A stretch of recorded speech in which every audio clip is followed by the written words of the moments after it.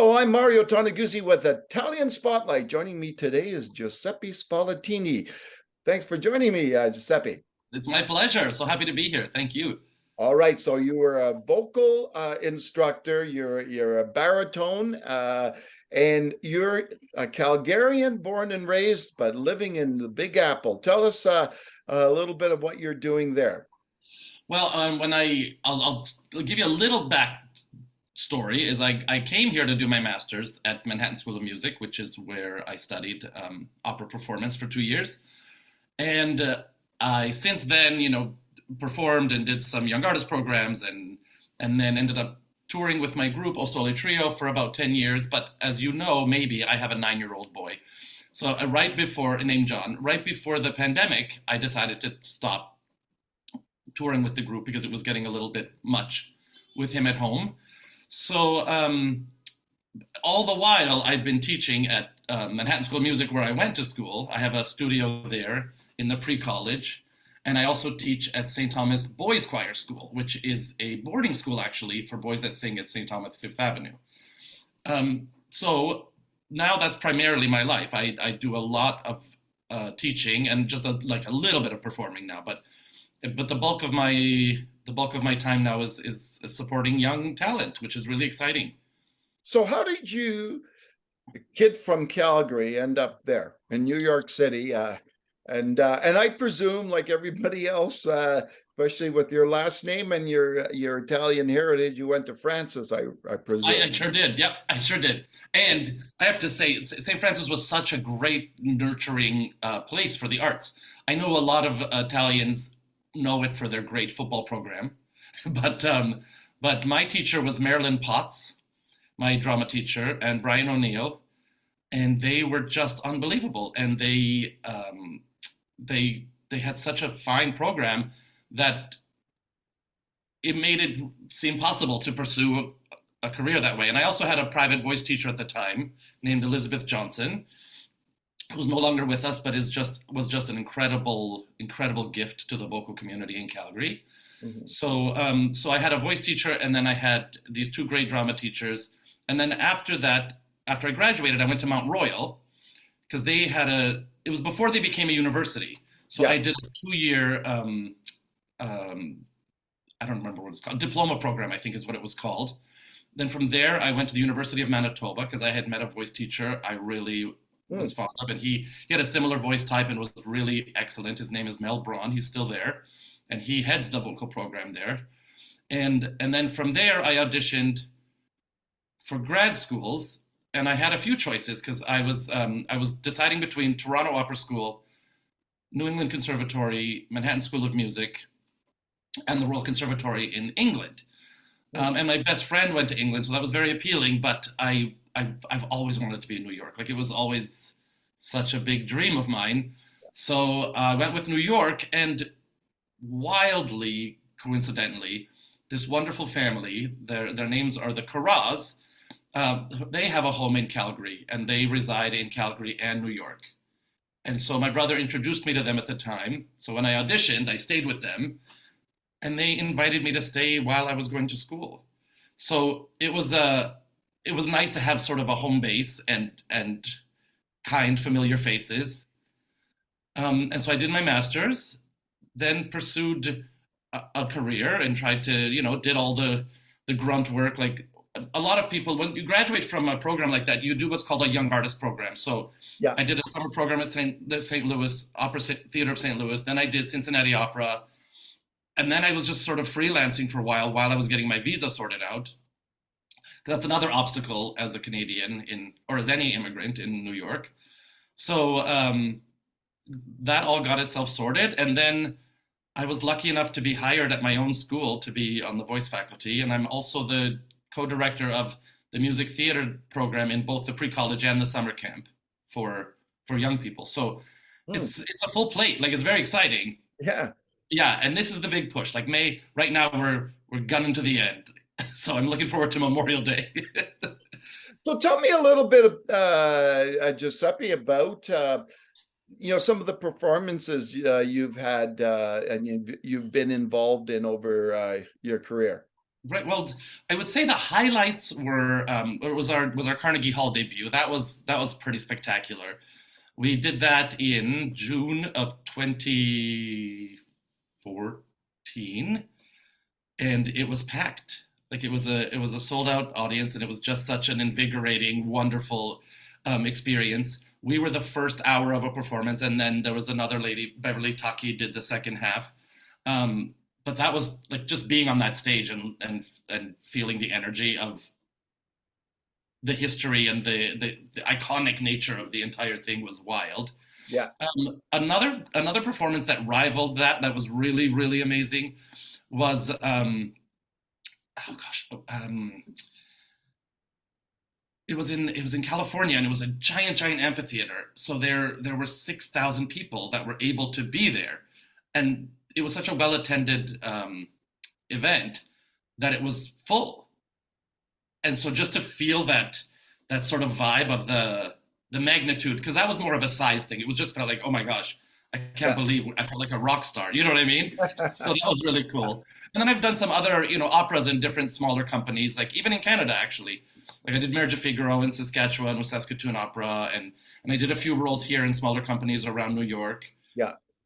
Okay. And then I did, oh, sorry, go ahead. No, go ahead, Giuseppe. Oh, and just a few, and I spent a couple summers in Italy, singing with a couple of programs there, and I also helped them run it because I was able to speak the language and sort of help out the other students as well. So it was fun. It's been a really nice life. I'm loving the fact that I get to do what I was trained to do, and make a living in my field in the greatest city. So. Speaking of the greatest city, tell me what it's like. What's it like living in the Big Apple, the city that never sleeps? Well, it's pretty incredible. Like what I really love about, believe it or not, raising a child in New York City is the fact that you have to be around other people and all kinds of other people all the time. So if you're on the subway, every walk of life is there with you. Every age, every financial bracket, every religion, every culture, and just having that exposure makes for a better world. It makes for a kinder person, makes for a more empathetic human being. So I love that for us. Like that's been a real gift. We don't have the luxury of the space Calgary has. Yeah. So we're in a nice 2-bedroom apartment, which we love and we've had for years. But there's no, like if you want outdoor space, you have to go to it. Yeah, exactly right. Yeah, but that's also fun too, because then you end up playing with other kids. But the Italian part of that city must be phenomenal. It's incredible. Yes, the Little Italy actually is a little smaller than it once was. The one in Manhattan, but the Arthur Avenue in the Bronx is unbelievable. I mean, it is thriving and huge, and it really feels so authentic. So I would say if you were going to come to New York and check out the Italian areas, I would do Little Italy in Manhattan, but also don't miss Arthur Avenue in the Bronx, because it's quite an experience. All right. So let's go back in time, Giuseppe. Where did this passion and love for music and for singing come from? So yeah, it's interesting. I loved singing as a kid. I was a boy soprano when I was little, and I just sang like around the house. And my mom, long time ago, told me that she was a singer. Like she sang and she did back with the nuns in Calabria. She was doing.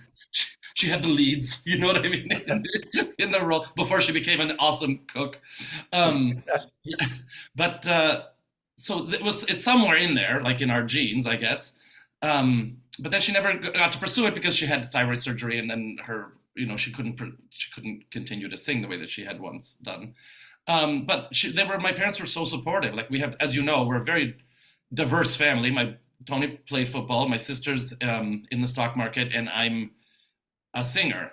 So and they really like encouraged us to do what we do and what we loved. So I started doing. Do you remember the Kiwanis Music Festival? Yep. So I started doing that like in probably 6th grade. Yeah, so I did those. And then when I was 13 is when I started with my teacher, Elizabeth Johnson.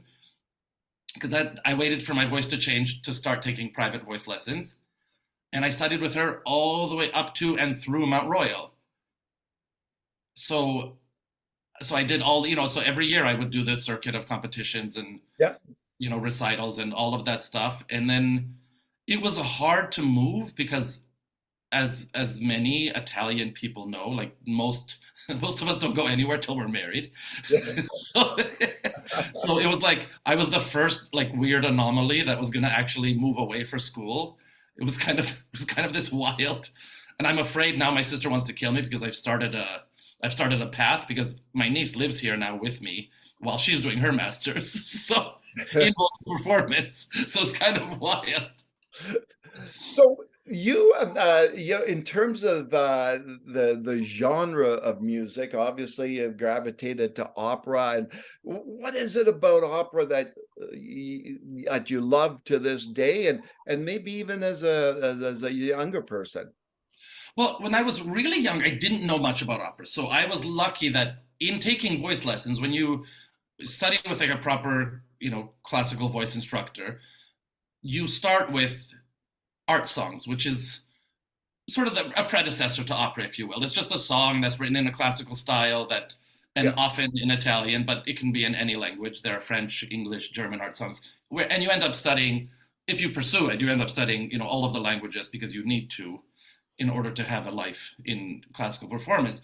But you just realize the beauty and the skill level that it takes. Because I'm not going to take anything away from popular music, but there's an appeal to popular music for you to create your own sound, even if it's not necessarily the most beautiful, if I may say that.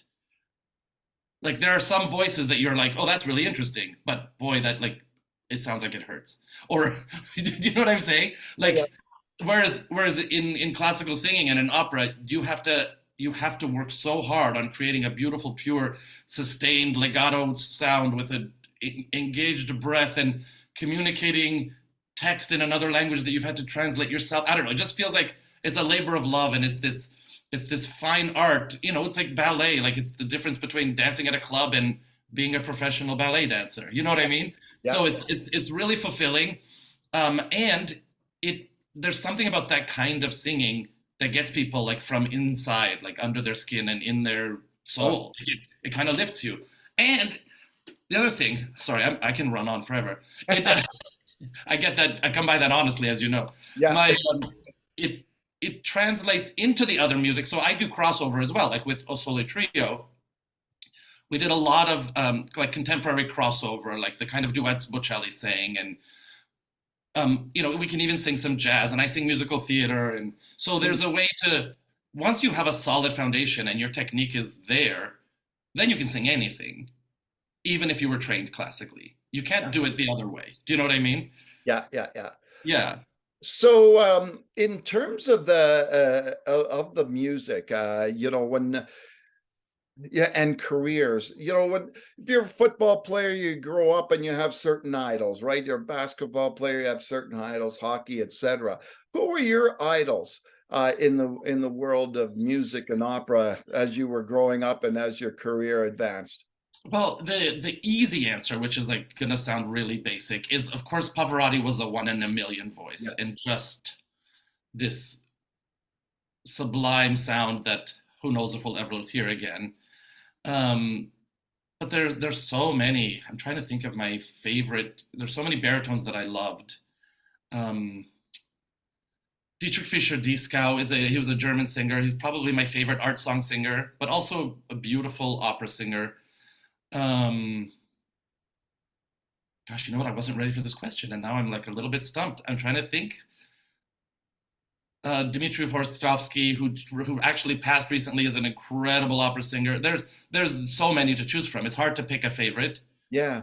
No, I hear you. Yeah, it's tough, but there's so many out there, right? And yeah, in any field, right? Yeah. Right. Yeah. So what the $1 million question is everybody is going to want to know is everybody knows Tony and everybody knows Tony at Spolombo. So how come you never got into football? So here's the thing. I tried. but not very earnestly. I played for the Cowboys. I'm gonna say for 2 weeks. Okay. Yeah. Fortunately, I had asthma and I hurt my pinky, so I decided to quit. That was the long and short of my football career. It was funny because when I went to Francis, I think with the exception of Joe Stambini, who I already knew, Yeah. other people saw my name and were probably pretty excited until they saw me, and I was about, a buck 45, soaking wet. So it was not, and I just had this huge mane of hairspray, which you'd never guess. Now, yeah, it was pretty obvious it was not going to be my calling. Yeah. But it's been fun to support because, I went to games from the time I can remember. Yeah. Yeah. So I see your dad all the time when down at the shop at Spoleti's. Yeah. And I'm curious, Giuseppe, what do you think you learned? And what were some of the top lessons you learned from your parents? Oh my gosh. Well, the family first is the biggest lesson, because that's really all their motivation was and their concern was. Like they're probably two of the most selfless people I know, and everything they did was so that we could do these things, these wildly creative, and sports and restaurants and finance and which would have seemed, in their generation, like unthinkable and unattainable. They just made it happen for us, and we're so blessed that as a result we can do it, but also teach our kids that the sky's the limit. So that was a big part of my life's decision making as far as continuing a career in performance, because I also have a family now, and I want, they taught me that this is my responsibility. This is what I need to be doing now for my family and taking care of my son. And so being more stable, to have these excellent jobs which still get to fulfill that artistic impulse and get to allow me to be creative, but also, pay my mortgage and take care of my son and get him through school and all of that, right? So their unconditional love, their endless support, and their love for the grandkids. I mean, they are obsessed with all of them. So it's been, and their work ethic, like they never stopped. Yeah, it's unbelievable. Like right till they retired, and still, like, they can't sit still. It's wild. So how good is your mom's cooking? It's unbelievable. I see it. The mama's meatloaf is a favorite over there at Spolumbo's, but man, you guys must grow up with some great food. Oh my gosh, it's just incredible. Well, growing up, we were so lucky also, because we, not only was it great food, it was a table of, 15 to 20 every day, because my aunt and uncle and my cousin Tom lived next door. Yeah. And my other aunt and uncle and my 3 cousins lived 3 houses away. So, and my grandparents lived with us, which was such a luxury. Like, that was such a special memory to have. And my grandfather, up until, I think it's been 5 years since he passed, so he was at the deli all the time.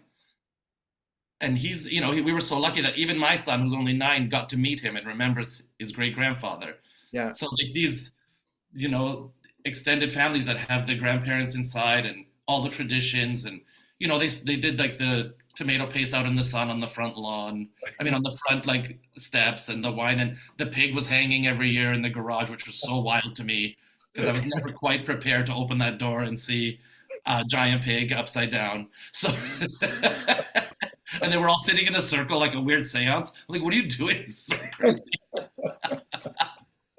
Yeah, but it's such a unique gift, right? To have that culture. Yeah. Now, I know it's a tough question to answer, but did you have one favorite dish that your mom made? When she asks what I can, like, what she wants me to eat when I arrive, because it's every time, what are you going to eat? It could be midnight, it could be 2 a.m, it could be 4 p.m. She has to know, and it's always her gnocchi, always. That's my favorite food that she makes. But I mean, everything she touches, she's got the Midas touch for sure when it comes to food. It's not great for my wardrobe or my waistline. Like, I try to lose a couple pounds before I go every time, but it's not very successful. It just keeps packing up, coming back. Fast before the feast, right? Yeah, exactly. So what growing up, obviously you grew up in a very Italian culture, with the language and the customs and the food, et cetera, et cetera. What's your favorite thing about being Italian? Oh, that's a good question because I mean I love all of it. Like it covers so much. But I'm gonna say the family and community, that having a sense of belonging. And I feel like our community pulls together for, like, I've never come to Canada for any event where people didn't rally and support. And because we did a couple of concerts with Osole Trio in Calgary, and they were both sold out, packed. Yeah. But because that's how our culture is, like I feel like we really rally for each other, and we support each other. And because it's such a special bond that these people had, because when they came, as everybody knows, they were all in the same area. So even if you were from different parts of Italy, you knew each other because you had to create this community. So even after they dispersed into the burbs, they didn't lose that connection. And I think that's just such a beautiful thing. And I'm so excited to see the generation below mine carrying the torch, because I'm seeing them now on the boards of the Abruzzese Association, the Calabrese Association, like these exciting young people continuing to celebrate our culture. I love seeing that. And I think that's probably what I love the best. I think that's what makes it so special. All right, wonderful. Well, thanks, Giuseppe, for joining us today from the Big Apple. Well, thank you so much. It's such an honor, and I look forward to seeing you in person sometime soon. Yeah, you bet. Thanks a lot, Giuseppe. All right, thanks. All right, that was Giuseppe Spoletini, a vocal instructor and a baritone based in New York City. I'm Mario Toneguzzi with Italian Spotlight. Thanks for joining us today.